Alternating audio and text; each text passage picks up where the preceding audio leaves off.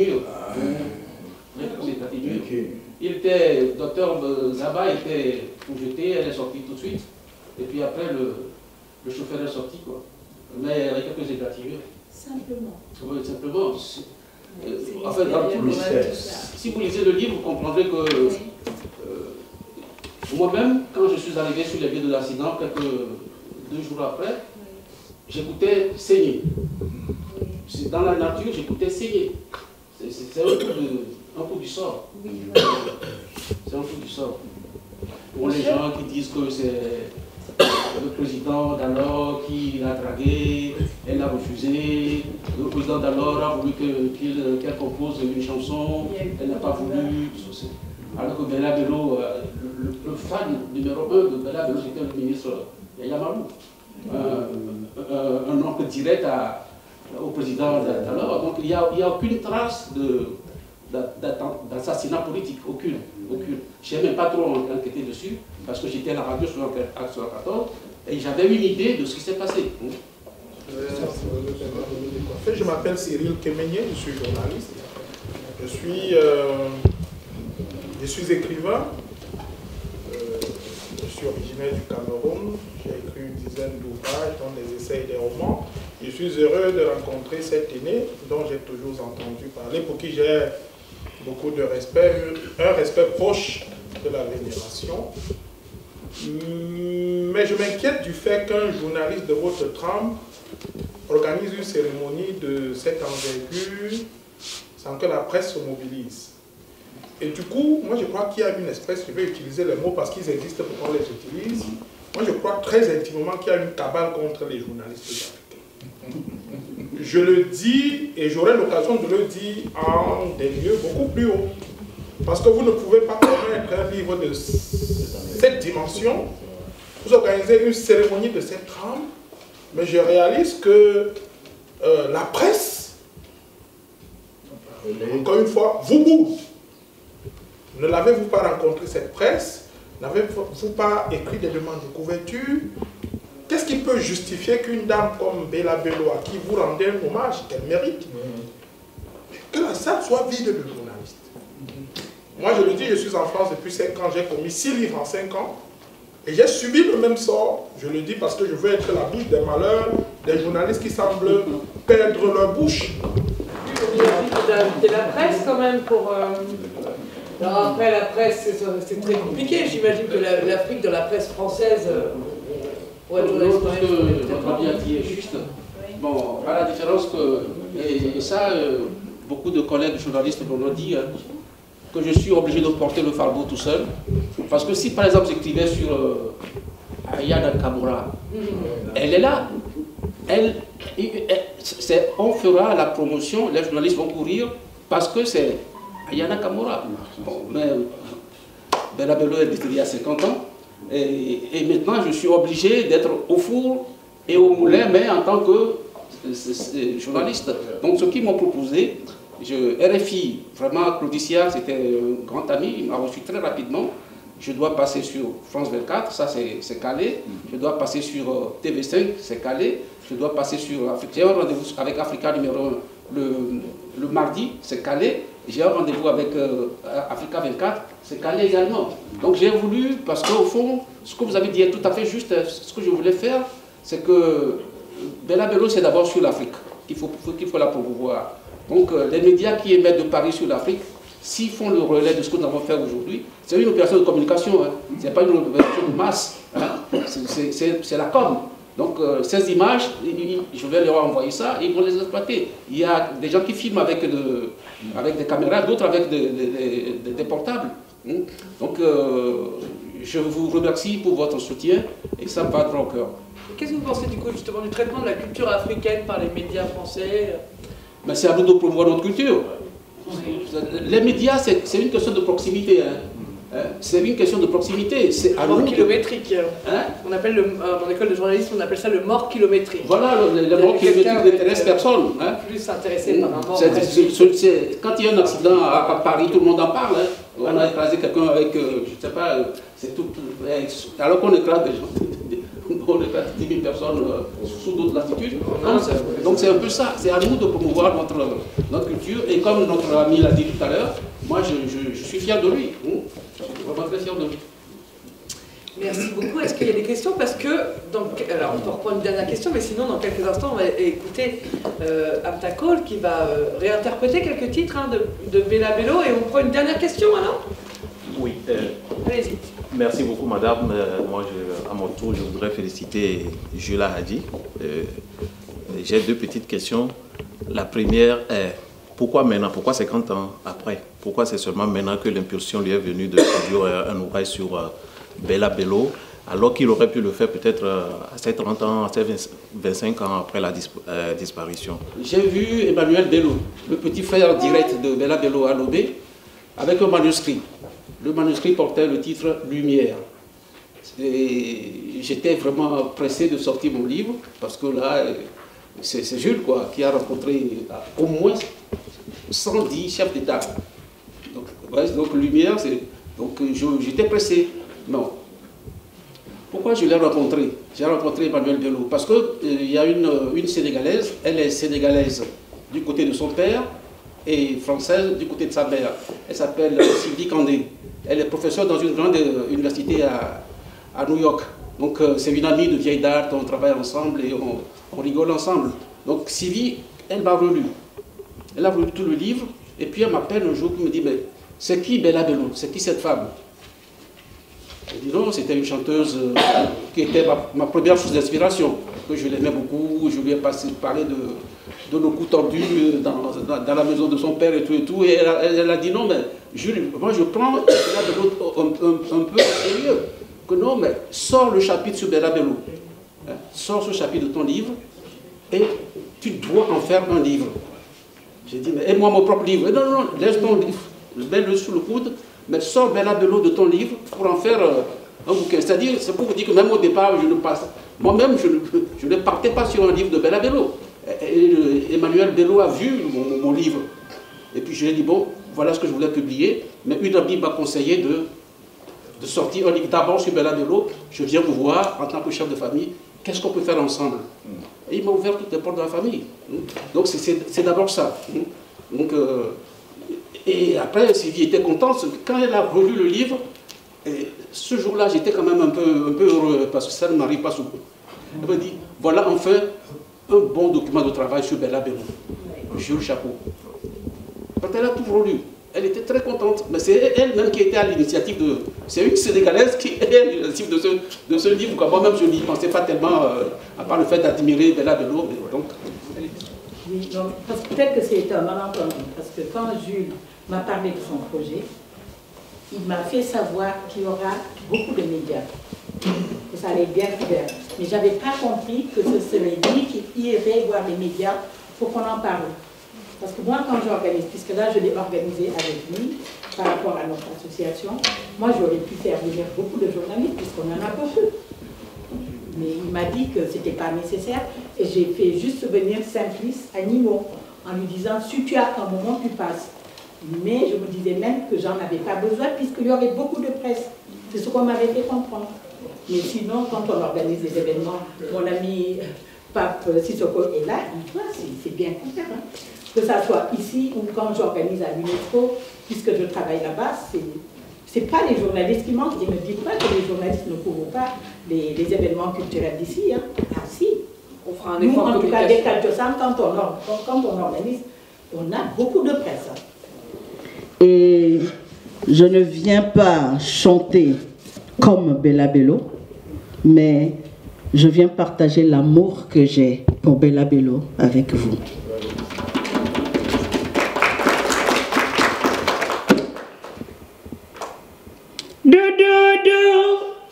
Et comme y'en a son lion, bleu, comme y'en a son lion, balatoa si kamatata do, bleu, bleu,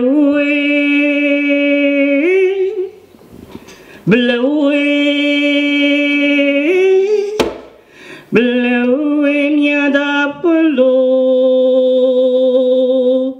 bleu et mia d'apelo, bleu. Do ik kom jona solio, bleu kom jona soli, balato asika matata do, bleu.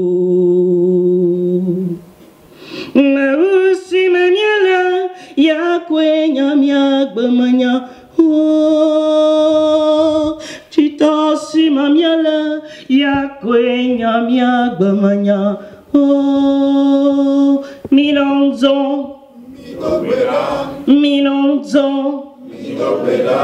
beno kakame betsepe mayo beno kakame betsepe mayo bleu mia da pelo bleu mia da pelo bleu. Bravo.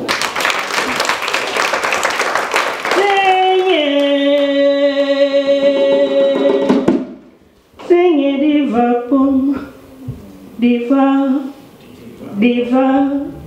diva orika kwelina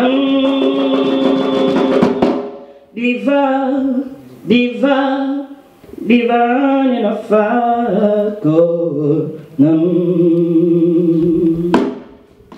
au ya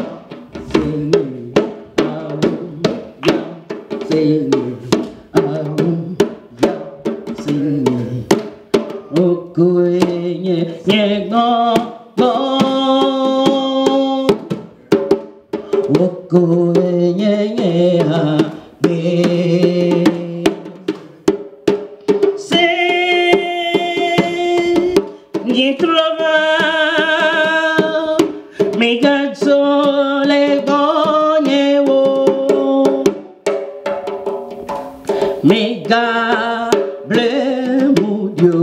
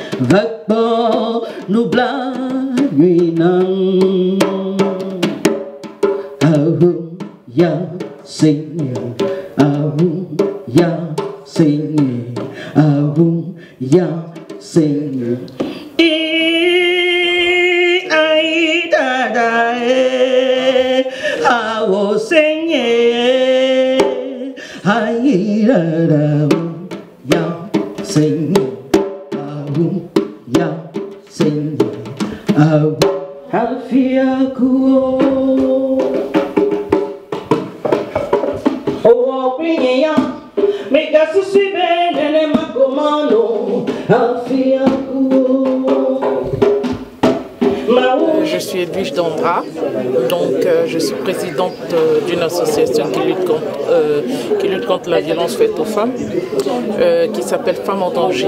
Donc ça fait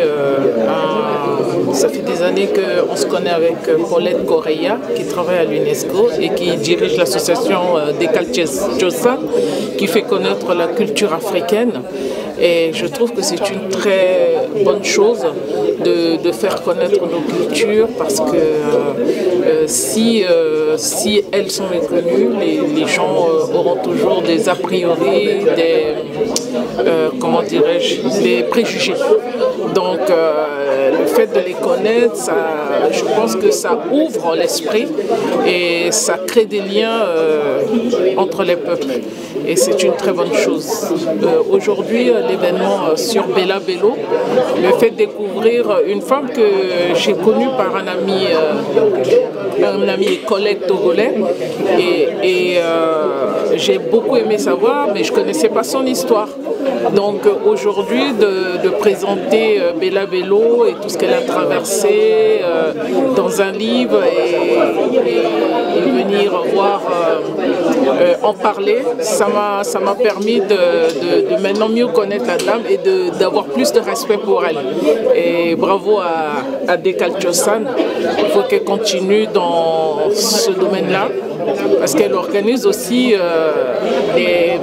des expositions, des rencontres sur les Africains qui écrivent des livres, et je trouve ça très bien. Moi, je ne suis pas Bakary Cissoko, je suis un philosophe et je suis Dekal Chosan depuis longtemps.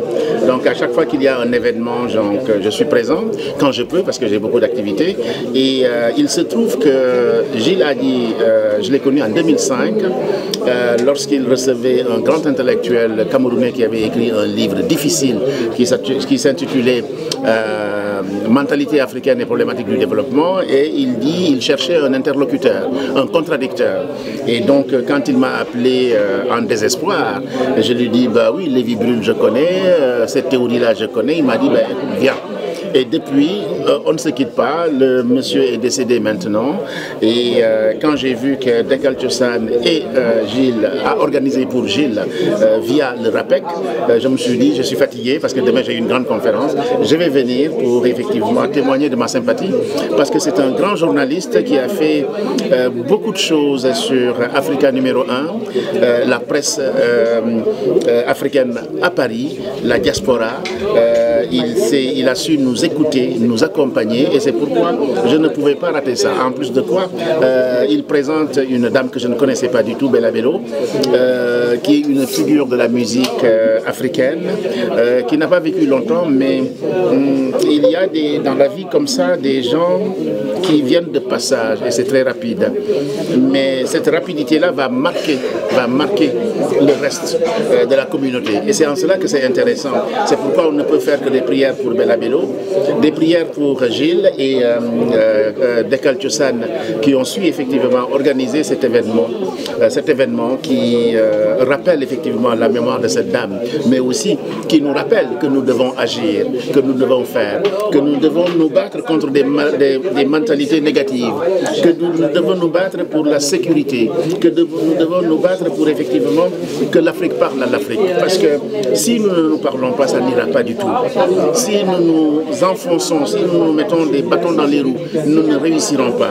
Il faut qu'on apprenne effectivement à vivre calmement, dans la paix, la sérénité et le respect. Et Mamadou Diallo, le livre que je vais aborder demain, nous dit effectivement il faut que l'Afrique se réunisse, il faut que l'Afrique se parle pour qu'on avance. Et nous avons la possibilité, nous avons des ressources. Le Zaïre est un accident géographique, la Guinée est riche, etc., etc. Donc il faut tout simplement des ressources humaines où il y a effectivement du pragmatisme, où il y a, comment dire encore, de l'efficacité, de l'honnêteté, lutter contre les corruptions pour qu'effectivement notre Afrique puisse se parler et se dire. Parce que l'avenir est en Afrique, mais cet avenir-là, il faut la construire dans la vérité, l'honnêteté, la vertu, la morale. C'est-à-dire qu'il faut arrêter avec la corruption, il faut arrêter avec tous ces mots qui nous paralysent, alors que nous avons beaucoup de choses. Regardez cette diaspora-là, elle est belle. Moi, quand je vois la diaspora, je suis content, parce qu'elle est dynamique, elle veut faire. Voilà, merci à Dekal Chosan, merci à Paulette pour toujours accompagner tous ces Africains qui bougent pour tout simplement leur rayonnement. Et ça, c'est important pour la transmission. Montrer à nos enfants, ici et là-bas, que c'est possible. C'est possible si nous sommes unis. C'est possible si nous savons nous prêter la main, nous supporter pour réussir. La réussite est au bout du tunnel. Il faut tout simplement qu'on soit motivé, qu'on ait la niaque et l'organisation, la méthode. Et avec ça, on ira très très loin. Merci Paulette, merci à Gilles Hadi Komlan. À très bientôt. Je suis Blaise Diagne, je suis donc délégué à la protection des données dans le groupe Crédit Agricole, Leasing et Factoring. C'est une entreprise de 3000 collaborateurs avec 11 pays, en France, en Europe et en Afrique. Et donc je m'occupe de la protection des données. Mais par ailleurs, j'accompagne également Paulette dans le cadre de l'association Dekal Chosan. Donc j'ai eu vraiment l'honneur et la chance de pouvoir assister à de nombreux événements de Dekal Chosan. Paulette, c'est le chantre de la culture africaine à Paris. Elle accompagne énormément d'artistes, énormément de personnes du monde de la pensée, du monde des arts, du monde littéraire. Et Paulette a notamment organisé pendant un certain nombre d'années la Semaine des auteurs à l'UNESCO. Je vous invite véritablement à participer aux événements de Dekal Chosan. C'est l'occasion pour toute la diaspora africaine, mais également pour toute la pensée et tous ceux qui sont des amoureux de la culture, de pouvoir se retrouver, de pouvoir discuter, échanger, mais également réseauter et promouvoir notre belle culture africaine. Et le livre? Alors, le livre, écoutez, c'est une grande figure de la chanson togolaise qui est mise à l'honneur. On a besoin de plus de témoignages de personnes qui ont marqué véritablement la culture africaine et qui sont parties malheureusement trop tôt, mais qui ont pu semer des graines et s'aimer et aboutir aujourd'hui au fait que la musique africaine est aujourd'hui une musique phare mondiale. Donc l'Afrique aujourd'hui est en pointe de la scène musicale et en pointe de la culture musicale universelle. Vraiment, j'ai passé une soirée merveilleuse et j'espère que très bientôt je vous rendrai aussi visite. Moi, j'ai envie qu'on l'invite à l'UNESCO quand on fera nos grands événements à la mairie du 15e arrondissement. L'année prochaine, on va fêter les 20 ans de notre association. Si vous êtes d'accord, on va vous inviter. Avec plaisir. Voilà, avec plaisir. Avec toutes les personnalités qu'on a l'habitude d'inviter. Avec plaisir, avec grand plaisir. En tout cas, merci beaucoup. En tout cas, j'étais très fière, vraiment. C'était que du bonheur. Vous avez fait rayonner la culture africaine dans cette maison des associations du 15e arrondissement. Et la prochaine fois, ça va être dans la grande salle de la mairie, une belle salle classée. Avec grand plaisir. Okay. Merci beaucoup. Ce sera vraiment un plaisir de vous inviter. Allez.